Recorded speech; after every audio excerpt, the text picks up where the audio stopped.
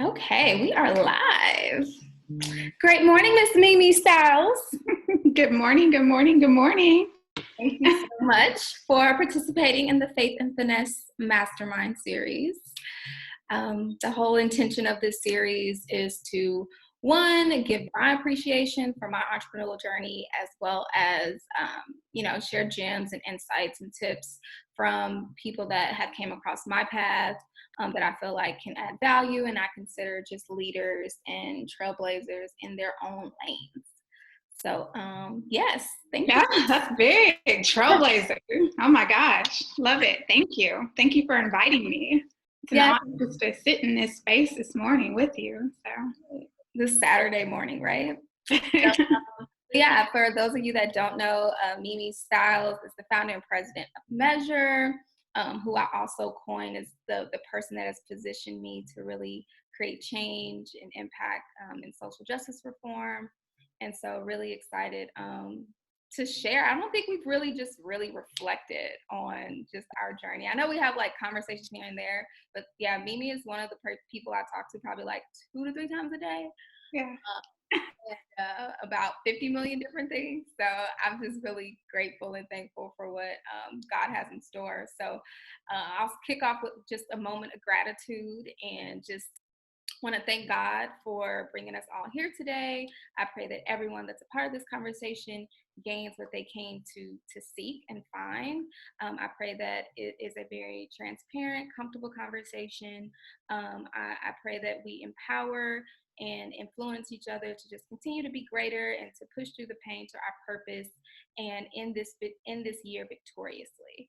In Jesus' name I pray. Amen. Jesus' name, amen. Amen. Ooh, that's a great way to start. Yes. Always. Okay, so let's kind of just not necessarily start from the beginning because I'm sure you have several beginnings, but this is all about pivoting with faith and finesse. So I guess the first pivot I think that would just add a lot of value to everyone is just your pivot from really taking on your passion full time and what was that like? Because this has kind of been a part of what you've been doing as a little girl and to now be an adult and really just full time in what you love. What was that transition like? Yeah, no, that's a good question. I've been thinking about this. Today I did my morning walk and, I was just kind of pondering like, what, I know we've been talking about pivots, we've been talking about shifts, like what does that look like? How much have I actually had to pivot? How much have I had to actually shift and things like that? And I mean, I think that there's been a series of shifts and pivots like all along the way. It's not just like right now, although that's kind of like the buzzword right now, but it really hasn't been like that for me. I kind of feel like, this work, whenever you're working in social justice work, right? It almost feels like it's a part of your DNA. It almost feels like you really literally like have no choice other than to do it, other than to wake up in it, other than to speak up about it, other than to organize around it and fight back in the most strategic way. And so when I say also that it's like within my DNA, I mean that very, very, very literally. Like I come from a family of social justice workers, of people that have always been willing to kind of defy social norms to speak up on behalf of Black people. Somewhere in my lineage is also Booker Taliaferro Washington. I'm Jamila Taliaferro. That's my real name. I'm like, let me write this down so I can Google it later. I'm like, Taliaferro. Taliaferro. Yes, it's long. Yeah. It took me forever to learn how to spell it, but that's my real name. I married Cliff Styles because of his last name. Okay. And I told you're gonna be my husband. That's a whole story. But then my grandfather, who was just so pivotal, his name is not Little Charles, Charles Taliaferro. Little Charles is his son, who's a Black Panther. But my grandfather was just amazing. I mean, he was in Pasadena, California, and just really worked between like the Black Panther Party and the police department to, create programming, to create conversations between these two groups that really were not getting along. He was a commissioner during this time. Now, don't get me wrong, this time was during COINTELPRO, which was pretty much set up to decimate the Black community. So he was fighting against, to me, a brick wall, right? What time frame was that? Oh gosh, this was around the 60s and the 70s. So they were pumping drugs into the community. His son, little Charles, was a Black Panther. So just imagine living inside of that home, right? Like he's working with the police and the Black Panthers. His son's a Black Panther. My father, Christopher Taliaferro, he was called Ade around that time. He was more Muslim around that time. Not Muslim, sorry, Nation of Islam. Mm-hmm. And he was working, my father was working too as a teenager, 14 years old, started the first Black newspaper in his high school, just pumping out information. So, later on in life, I came along and my dad really just kind of grew me into this, radical, as a child, right? And so just, he was part of the NAACP. I really grew up just listening and hearing all the time, that we have to stick up for, we have to stick up for our own people and we have to unify. And so when I say it's part of my DNA, it is. And then there's this other piece though that you'll also realize, and I know that this, Precious, is that you could be an activist all you want, but you also have to be an entrepreneur.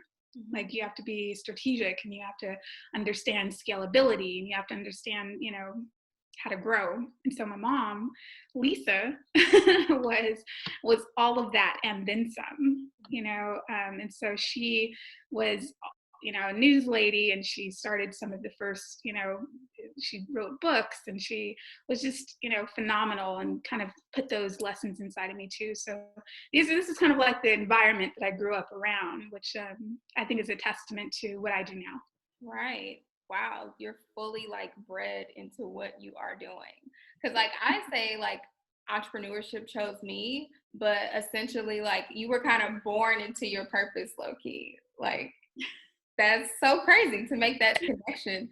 So with you, with that being just part of your upbringing, your mom as well. And so how has that played a role with you being mom, as well as wanting to make sure that, you instill, not necessarily have the same expectations, but just instilling that in your offspring and your legacy?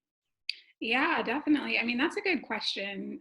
I definitely, even though I grew up in that home, most kids don't think that they're going to go do what their parents do in any type of way. As a matter of fact, we always think that we're going to do exactly opposite and be very, very different.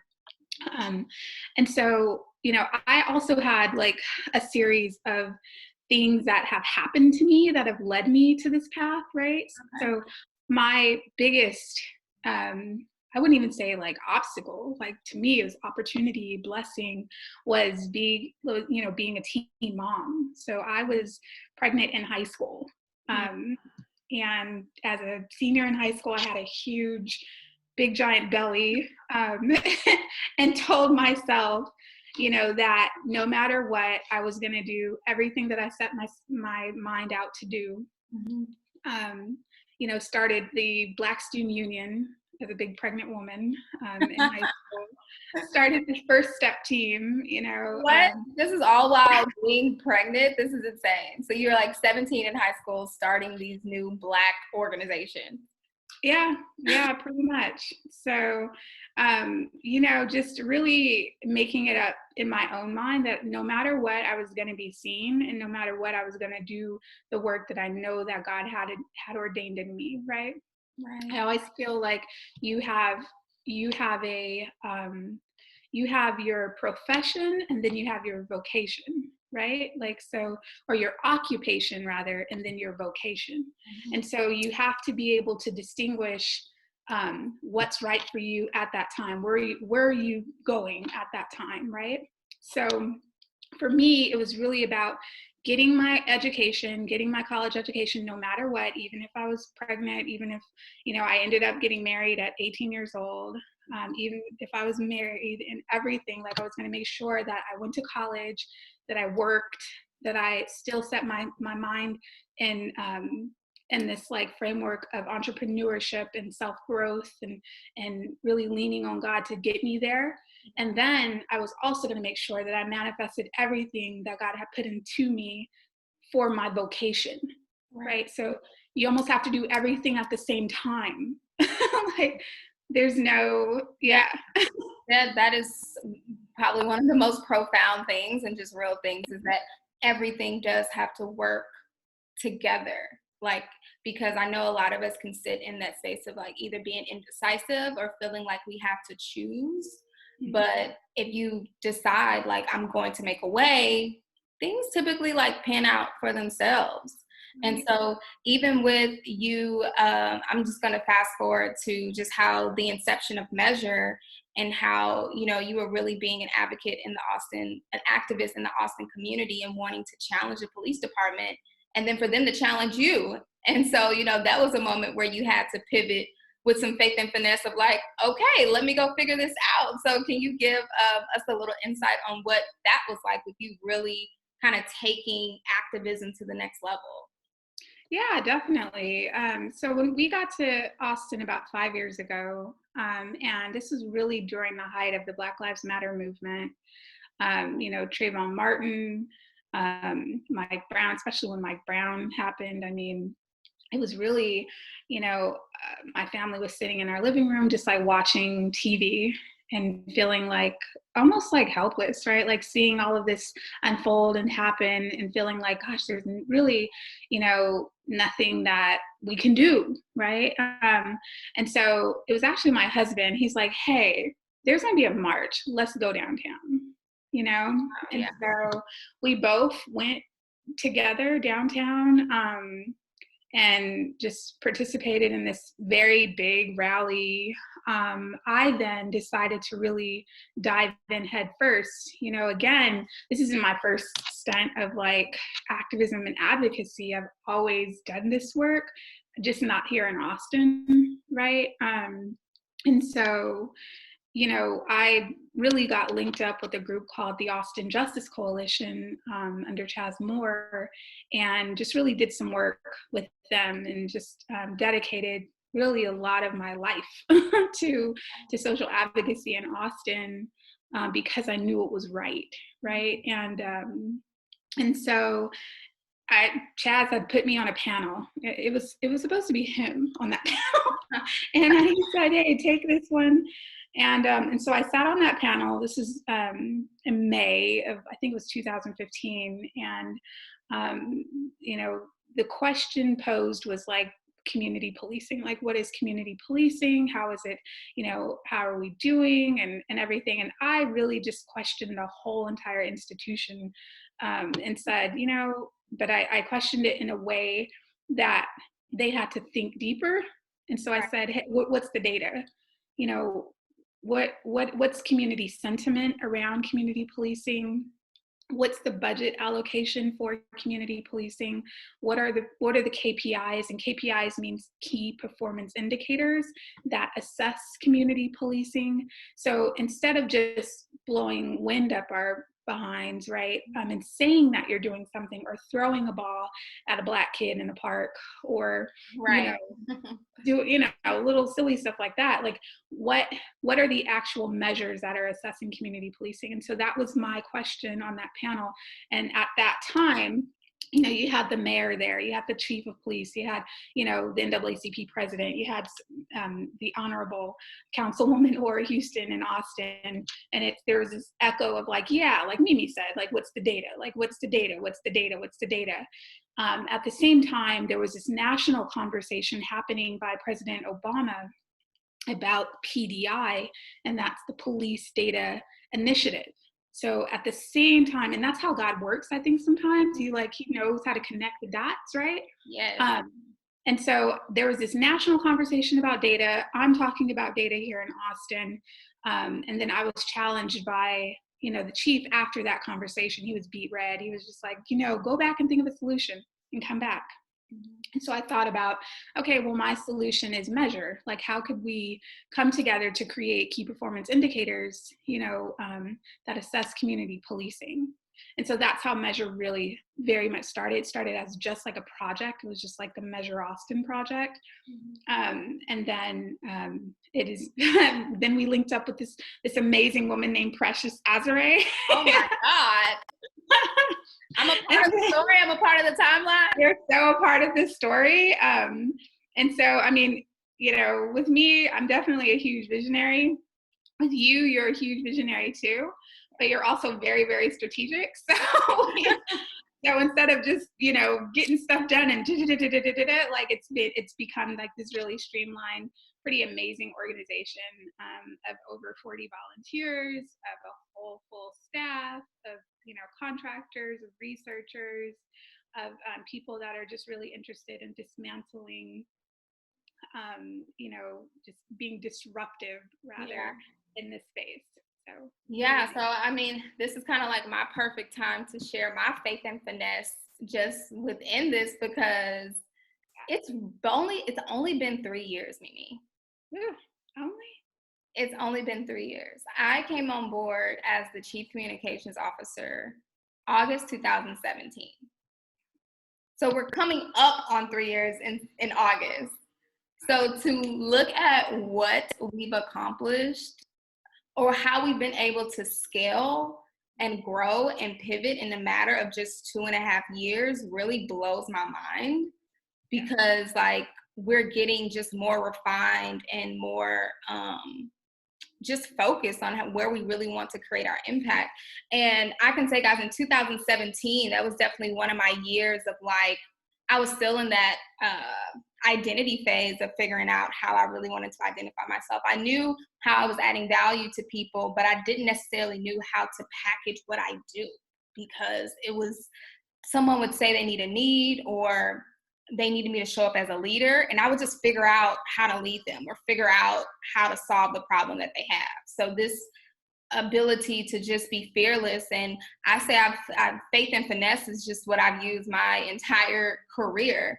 And so when they're like, yeah, chief communications officer, mind you, I had Measure has been my first corporate role. Like, although I came on as a volunteer, I have never worked in a corporate setting, never been offered a corporate job.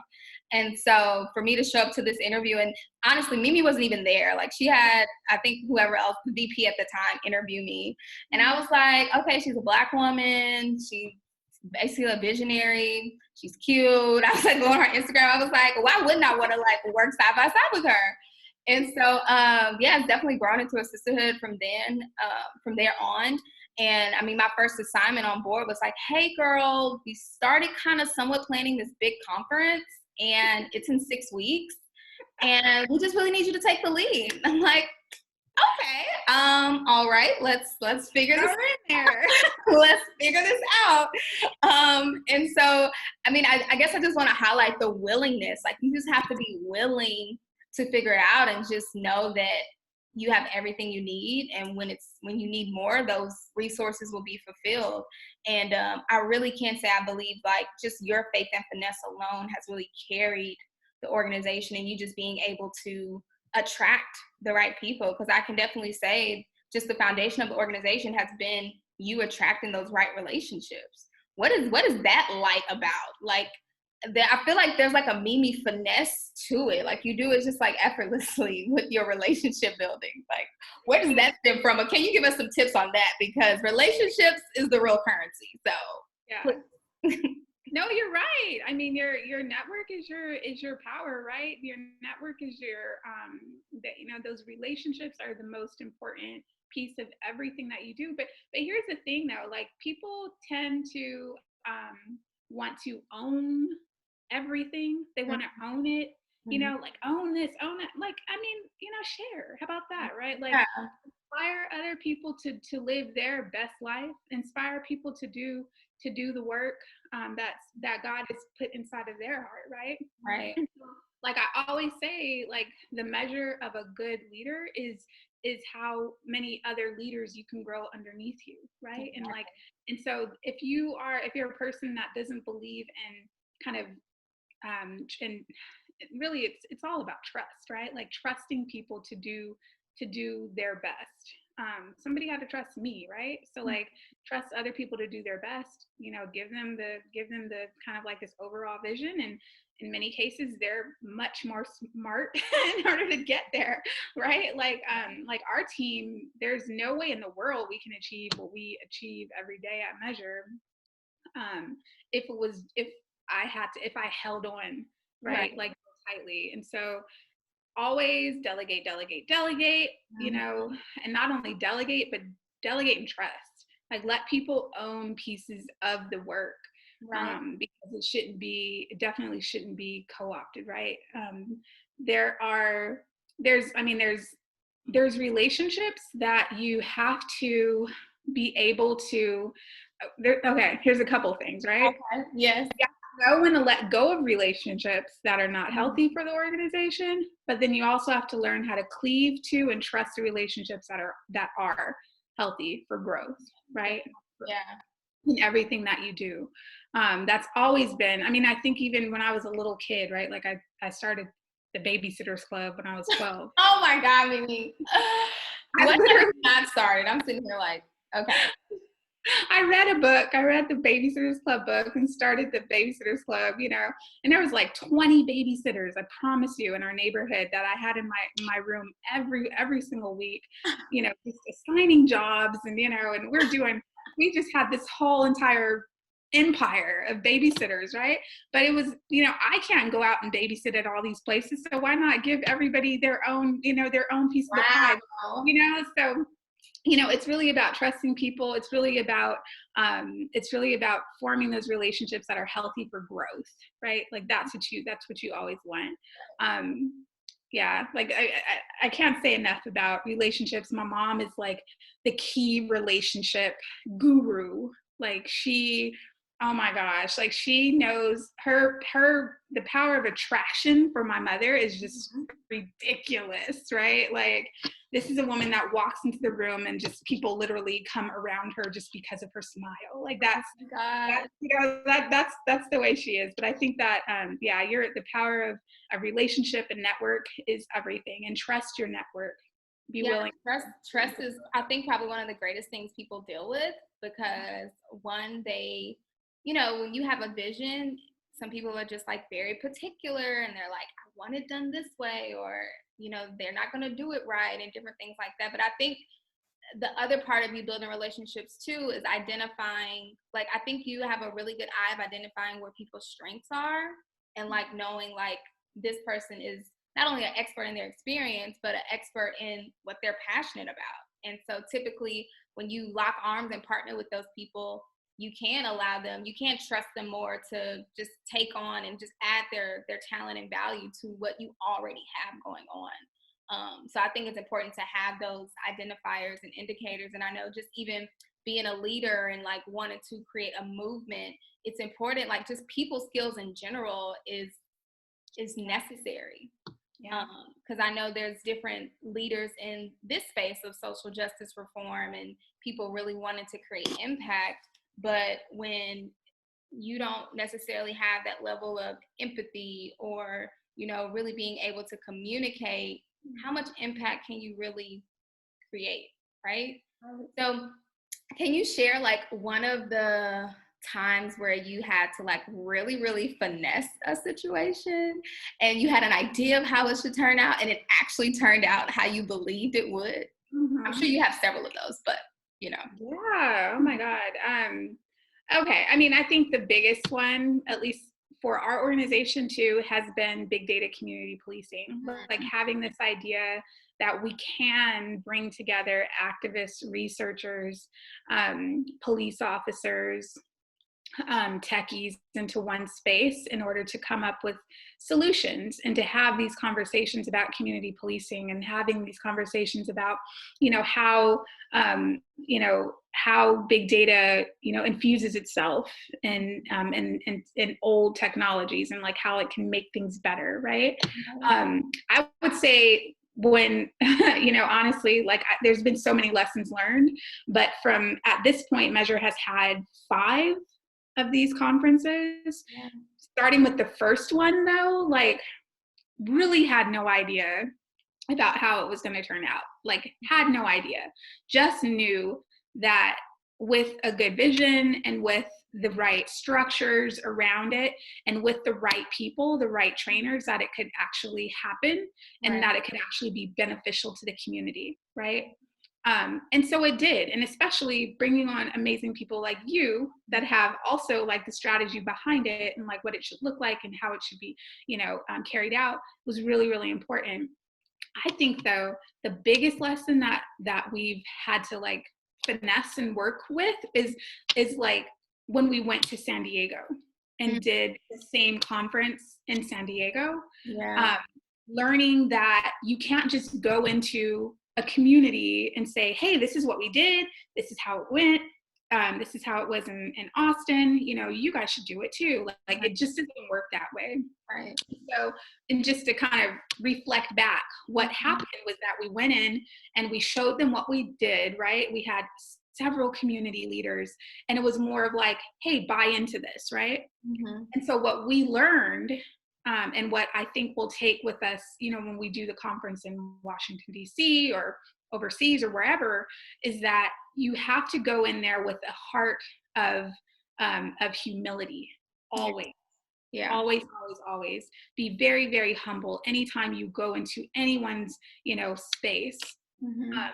Present what you did, but then really qualify their lived experience, which is what we do, as valid and truth, and like really taking cues from the community. And Yeah. so I think that we ended up getting it right Mhm. after we sat back and reflected on the way that we needed to respect their experience in this different community, right? Right. Even though it was my hometown, like I still didn't have that connection that I needed to have in order to do it right. Right. So we ended up getting it right. We ended up really solidifying those relationships first, before even going in there and doing the work. um, and then I think to this day that that makes the work more important and that makes it more meaningful. Mhm.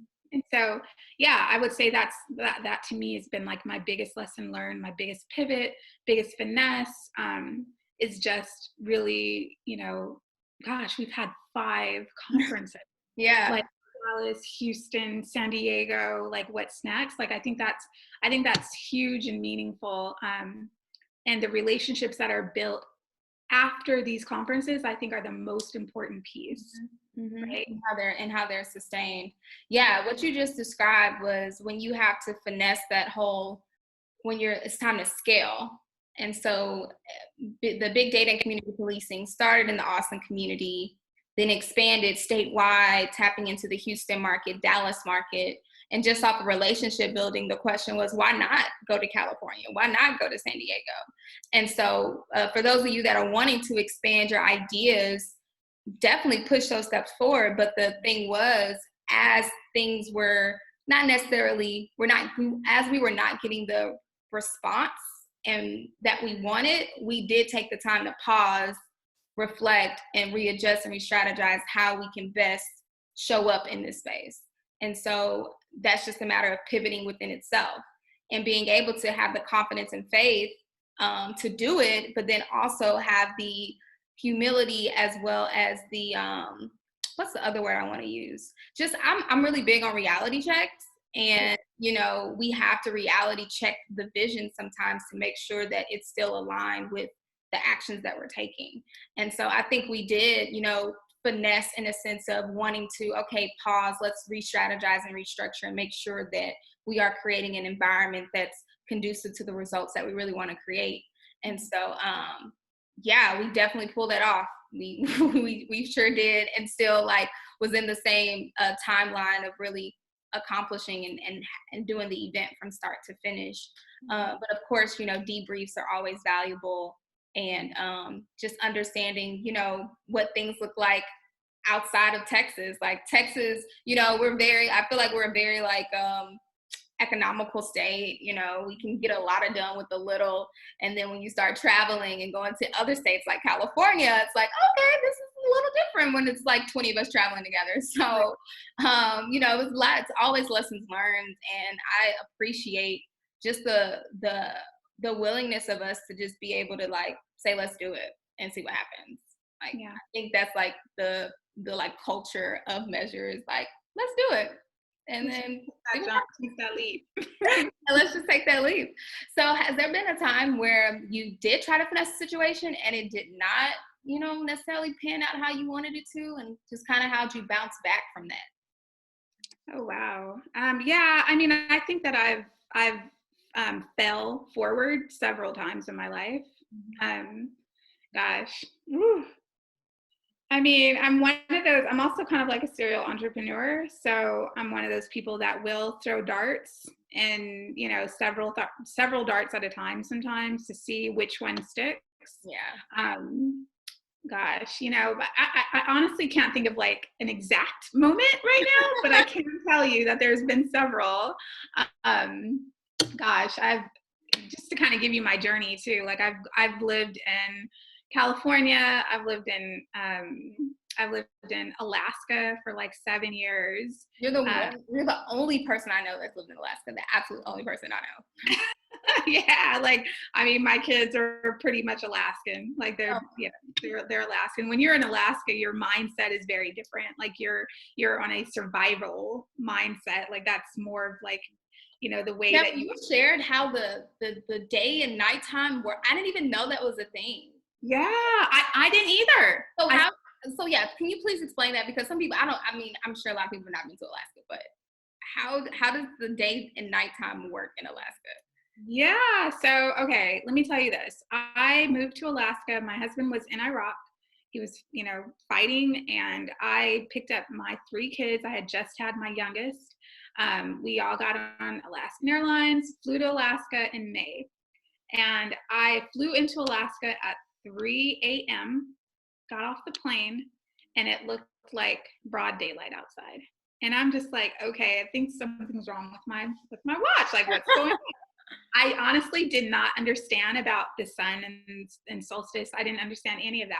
So basically, half of the year in Alaska, it's during the summertime, it's like almost 24 hours daylight, like almost 24 hours. And so you'll have kids at like 2 a.m. outside riding their bike, or you'll have people like at 1 a.m. mowing their lawn. I mean, people are messed up out there too. Like, so, like Lifestyle. my sleep schedule to this day is terrible. And then half of the year, it's dark. So it's nighttime. And that's during the winter time. And it's so, I mean, the cold in Alaska, the only way that I can explain it is like it cuts to your bone. It's Oh, chilling cold, right? And then it's dark. And so that's half of the other year. But yeah, it was very interesting. I got to tell you, like two of my friends that lived with me in Alaska now live here in Texas. So amen to that. we all came here to the heat. We were like, nah, we're good. Oh my God. Yeah, I can only imagine. I said I wanted to look that up because I'm just intrigued just by nature in general. But to be living where it's always dark or always light, like that just is it's very weird for me. So with that transition, yeah, I'm sure you were like, this is not what I had in mind. Yeah. And then especially like being a single mom with three kids at the time, since your husband was in the army, like that's major. Like you're Yeah. one of the most resilient people I know. Thank you. Yeah, thank you for that. But yeah, it was an adventure. It was again a time where I really was able to learn to hone in on relationships and trusting other Black women. Like that to me is the biggest like lesson learned from being in Alaska is like trusting Black women. I'm one of those people that does not really subscribe to like the cliches notions of like crabs in a bucket or being invisible in spaces. Like I've never accepted that. I know that maybe that is the experience of some people, but for me personally, I never accept that, like ever, ever, ever. Yeah. I've always thought, if I decide that, okay, I'm going to take that on as like a truth in my life, then that could be problematic to my work. And that could be problematic to my legacy. That could be problematic to, the vision, right? And so, yeah, in Alaska, I really just, matter of fact, I can share one thing that I did and it didn't really work out. I think I was a little bit ahead of my time, but this, again, this is in Alaska, and I started this new business, right? I don't know if I can say it on here. Can I be candid? Yeah, please be Okay. candid. All right. So I was in my like really very early 20s. Okay. Like, and I started this business called Coochie Mouthwash. Where did this business idea come from? Oh my God. Was that the brand name? I'm blown right now. That was the brand name. That was it. Like I literally I repurposed this like amazing product and added in some of my own little ingredients and like a little bit of like tea tree oil and stuff like that. Oh my goodness. And it was the best stuff. Like it was just, it was like the best product ever. I'm definitely thinking that now, like people are more accepting of being a little bit more open about, the queen bee and everything like that. So, but yeah, like, so I started that business. I literally bottled it up and like, I was like kind of selling it to a couple of friends, but it wasn't like something that I can like do, it was just not the environment that I could be like, launch this brand, because everybody was just like, like, did she really call it that? I couldn't go to like the farmer's market and, Right. Oh it just my God. didn't work out. What, But I literally, what inspired that? I'm sorry. I need to know how did this like what was this idea that just happened in the shower where you're like, oh, I'm gonna do this? Like what?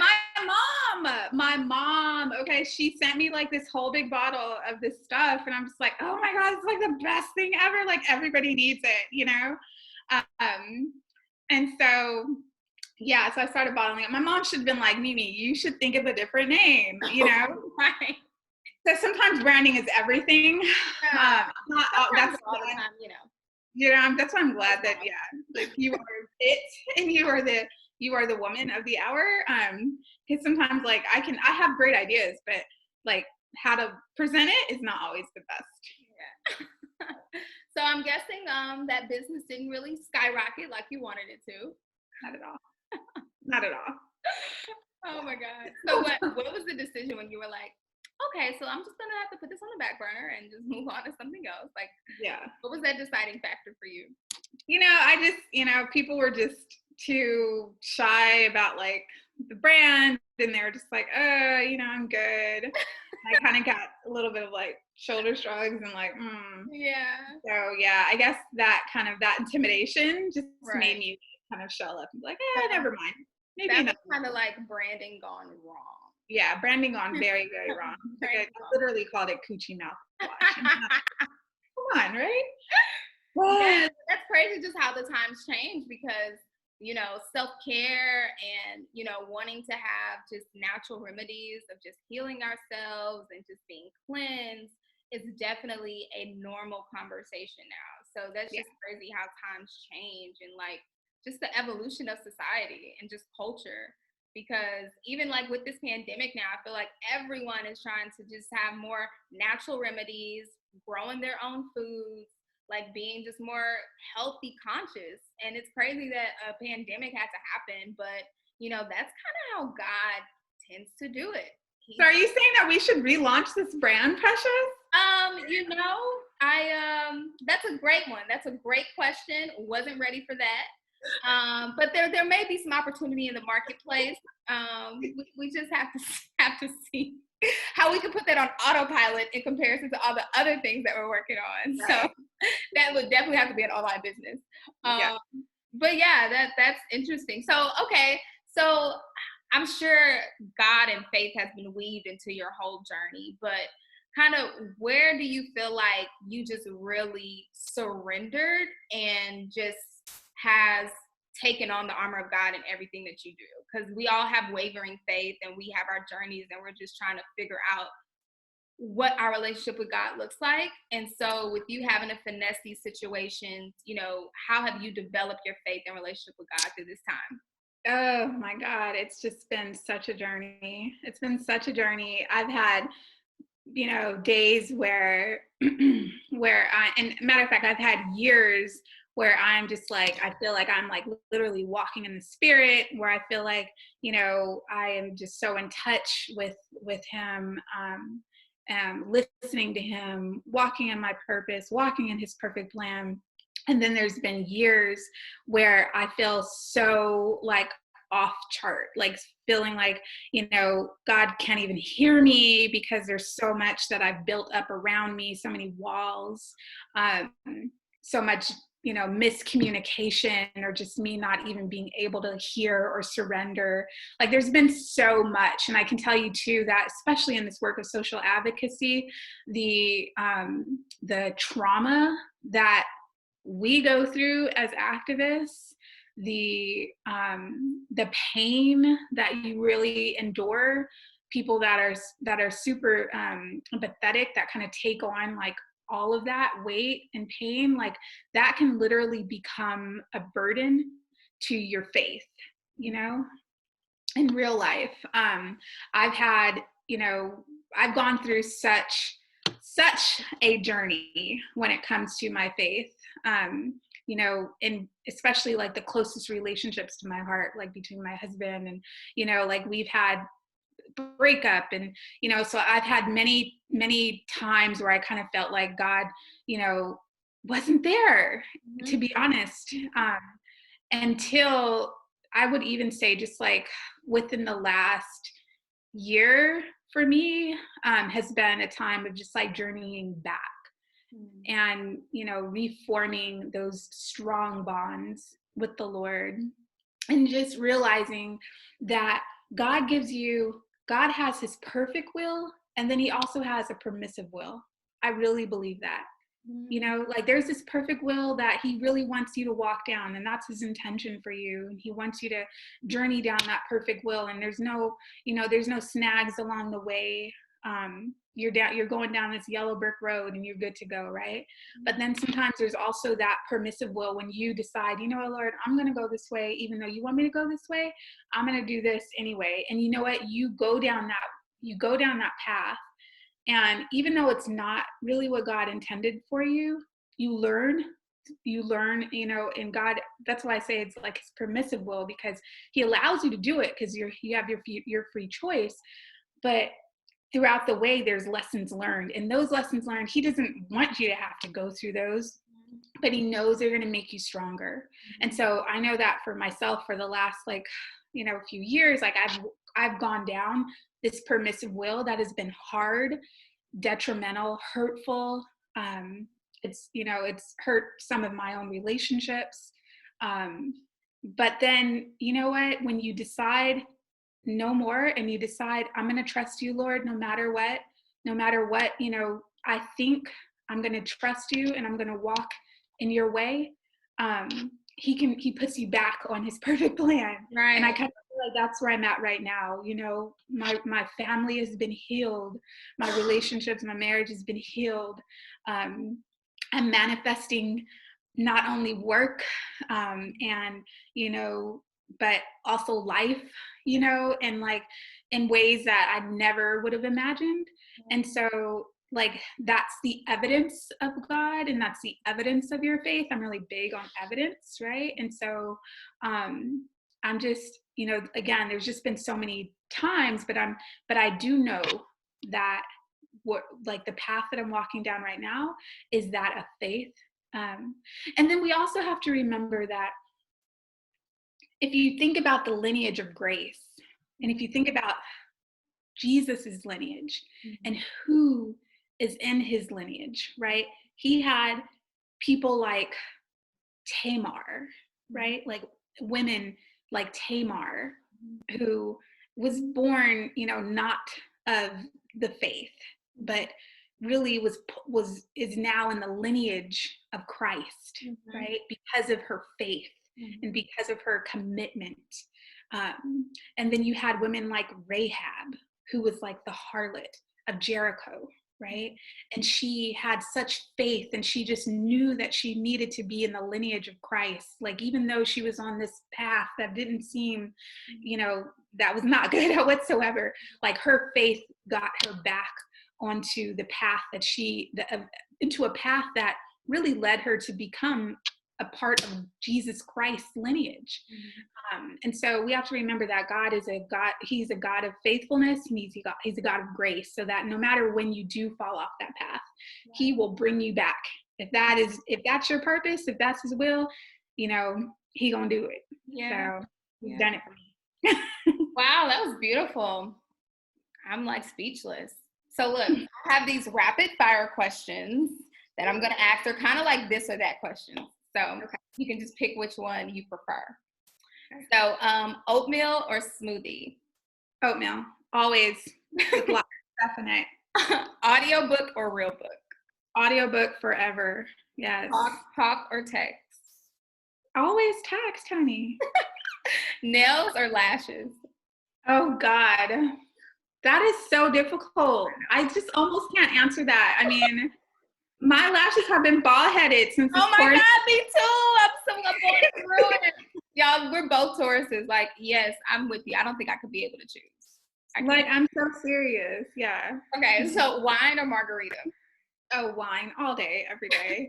Not right now, but all day, every day. Okay, what's the last thing you ordered from Amazon?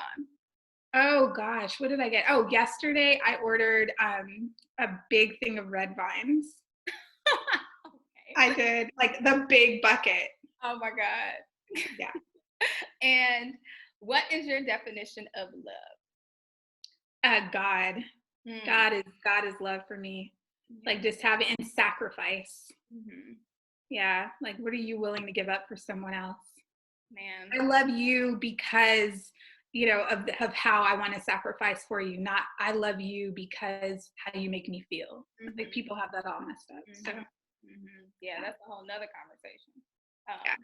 But definitely appreciate you for being a part of this mastermind. If you could give any encouraging words to everyone that's tuning in or watch the rebroadcast, just to kind of get us through this year, because I know some people have kind of canceled it, but I am so optimistic and excited for what the other half of this year. We're in the halfway mark almost. Yeah. I mean, I would say just take those leaps. High risk, high reward. High risk, high reward. A lot of people don't like to take risks, but you have to. You have to take. You got to take risks. You got to take leaps. You got to take those jumps, and then also trust that that if it's God's will, then it's going to happen, and if it's not, then it's going to be a lesson learned. Amen to that. Well, I appreciate you. Hope you have a beautiful, awesome, productive Saturday, and I'm sure I'll be talking to you very, very soon. And for those of you that want to follow Mimi, you can find her at Mimi of Austin on Instagram and Mimi Styles on Facebook. And then everywhere else you see Measure, you'll find Mimi. Thank you so much. And thank you for all the work that you've done, Precious. We don't, have the opportunity too much to kind of like elevate you and your purpose and your wisdom, but that is exactly what you are to this organization, is purpose and wisdom. Like in everything that you do, it turns out amazing. So just appreciate all the work that you do. All right. Well, enjoy your day. Everyone, thanks so much for tuning in, and we'll see you next time. Peace. Bye.